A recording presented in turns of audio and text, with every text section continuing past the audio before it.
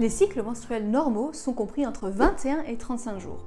Donc a priori, avoir des cycles de moins de 26 jours, ce n'est pas un problème. Mais pourtant, avoir des cycles menstruels courts peut parfois avoir une cause pathologique. En tout cas, on peut dire que même si ce n'est pas toujours anormal, ce n'est en tout cas pas toujours optimal. Si vos cycles se sont dernièrement raccourcis et que vous voulez comprendre pourquoi, ou si vous avez toujours eu des cycles courts et que vous avez des difficultés à concevoir par exemple, eh bien cette vidéo est faite pour vous. Il existe 5 raisons qui peuvent expliquer pourquoi les cycles sont courts. Et on commence tout de suite avec l'une d'entre elles, le déficit en progestérone.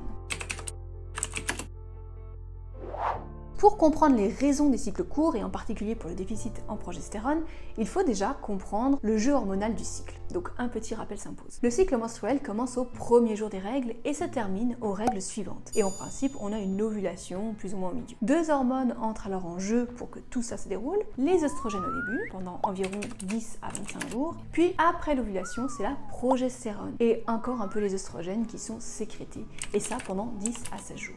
Œstrogènes et progestérone sont produits par les ovaires. Lors de la première partie du cycle, ce sont les follicules qui sécrètent les œstrogènes. Les follicules sont comme des petites bulles qui entourent les futurs ovules. Puis en deuxième partie du cycle, après l'ovulation, c'est le corps jaune qui produit la progestérone et les œstrogènes. Et le corps jaune, c'est l'ancienne enveloppe, l'ancien follicule, donc qui a libéré le futur ovule. Lors d'un déficit en progestérone, le corps jaune est dysfonctionnel. Normalement, il est censé produire de la progestérone au moins pendant 10 jours, et il y a même certains spécialistes qui considèrent que ça devrait plutôt être 12 que 10. En tout cas, lorsqu'on en produit moins de 10 jours, on n'est plus tout à fait dans un profil hormonal optimal. Moins de 10 jours de phase progestative, c'est insuffisant pour tomber enceinte parce que l'embryon n'a pas le temps de rejoindre l'utérus pour s'implanter dans l'endomètre, et même s'il y parvient, l'endomètre ne sera pas suffisamment dense pour que l'embryon s'accroche. Mais avoir un déficit en progestérone augmente aussi les risques de déminéralisation. La densité minérale osseuse se réduit de 2% au bout d'une année pour les personnes qui ont une phase progestative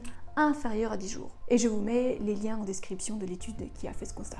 Moins de 10 jours de phase progestative, ça raccourcit bien sûr le cycle. Si on prend la médiane des ovulations, qui se situe non pas au 14e jour, contrairement à ce qu'on croit, mais au 16e jour, vous devriez avoir vos règles 10 à 16 jours plus tard, soit entre le 26e et le 32e jour. Maintenant, si votre corps jaune ne produit de la progestérone pas plus de 5 jours, votre cycle ne durera du coup que 21 jours. Et même si on est dans une durée correcte du cycle menstruel, eh bien si on regarde dans le détail, c'est pas tout à fait normal. Donc si vous avez des cycles de moins de 26 jours, c'est possible que cela soit dû à une production de progestérone insuffisante, due à un corps jaune dysfonctionnel. Cette situation peut très bien arriver à la femme jeune comme à la femme de plus de 40 ans. Mais j'y reviendrai. Je vous donnerai les explications en fin de vidéo pour vérifier si vous êtes dans ce cas de figure. On passe à une autre raison qui explique les cycles courts, la préménopause.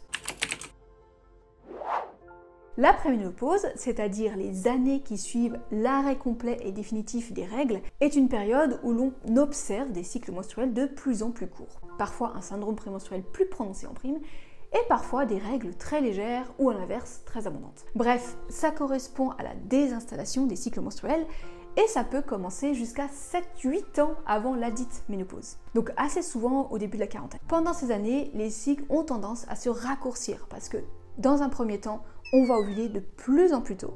Et dans un deuxième temps, la phase progestative va elle aussi se raccourcir en plus. Et seulement ensuite, les cycles deviennent très irréguliers. Donc si vous êtes dans la quarantaine et que vous constatez que dernièrement vos règles sont de plus en plus rapprochées, c'est probablement dû à ça. Et là, dans cette situation, ce n'est ni anormal ni pathologique, c'est dans l'ordre des choses. Après, si vous avez des symptômes vraiment gênants du style un syndrome prémenstruel marqué, ou des règles de plus en plus abondantes, là c'est un autre problème et il y a des choses à faire. Mais pour le raccourcissement de vos cycles et des règles plus légères, ce sont des signes normaux. On passe maintenant aux apports caloriques insuffisants. Mais avant, une toute petite pause. Si la vidéo te plaît, pour soutenir mon travail, n'hésite pas à liker la vidéo ou t'abonner. Ici, je parle du cycle menstruel, des règles, d'ovulation et plus largement de santé féminine. Et un like, un abonnement ou un partage, eh bien, ça fait toujours plaisir. On vient de voir qu'on pouvait avoir des cycles courts et que c'est normal si on a plus de 40 ans, mais en revanche, chez la femme plus jeune, les cycles courts, ça peut être lié à un apport calorique un peu limite. Je m'explique. Vous n'êtes pas forcément anorexique, vous ne souffrez pas tout à fait de troubles du comportement alimentaire, mais pourtant vos apports caloriques sont un peu justes par rapport à vos besoins réels et où vous faites des évictions de certains aliments qui finissent par vous carencer en certains nutriments, vitamines, antioxydants, etc. En gros, vous ne mangez pas de façon très équilibrée.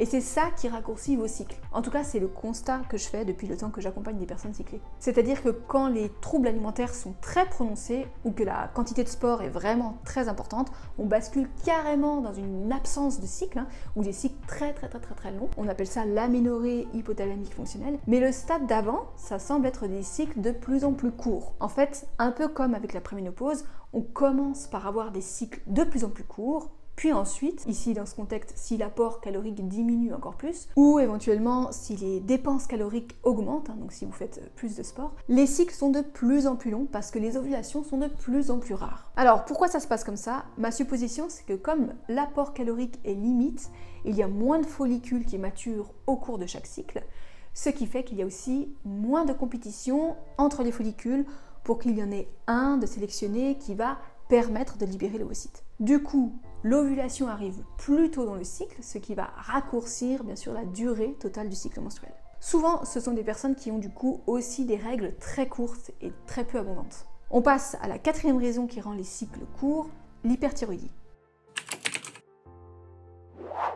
Bon alors pour celle-ci, j'ai quand même des réserves parce que j'en ai encore jamais rencontré à l'heure où je tourne cette vidéo. Et d'ailleurs, si ça vous concerne, je lirai avec plaisir vos témoignages. Il semblerait que parfois l'hyperthyroïdie donne des cycles courts. C'est en tout cas ce qu'atteste Tony Veschler dans son livre Taking Charge of Your Fertility. Mais il semble aussi que l'hyperthyroïdie donne parfois des cycles très irréguliers, donc potentiellement longs à l'inverse. Voilà, vous me direz en commentaire si vous êtes atteinte d'hyperthyroïdie, si vous avez constaté des cycles très courts. Je résume du coup les causes principales des cycles courts. Ça peut être normal et lié à la désinstallation des cycles parce que vous entrez en préménopause. C'est le cas si vous avez plus de 40 ans. Ça peut être lié à un déficit en progestérone, chose qu'on retrouve en préménopause aussi d'ailleurs, mais chez la femme plus jeune, ça peut venir de certaines carences alimentaires. Ça peut être lié à une ovulation plus précoce chez la femme jeune lorsque les apports caloriques sont insuffisants. Et enfin, ça peut venir peut-être d'une hyperthyroïdie. Tout ça, ça fait 4 raisons, et je vous ai dit en début de vidéo qu'il y en avait 5.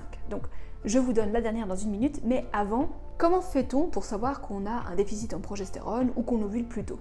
Eh bien, la prise de sang ne sera pas forcément la plus représentative de la situation. Le mieux, c'est de pratiquer une méthode d'auto-observation du cycle, comme la symptothermie, car ça donne une image globale, mais quand même assez précise du cycle menstruel. Et ça permet assez facilement de voir si c'est plutôt la première partie ou la deuxième partie qui est trop juste, ou les deux. Si tu veux en savoir plus sur la symptothermie, je t'invite à voir ma vidéo sur le sujet.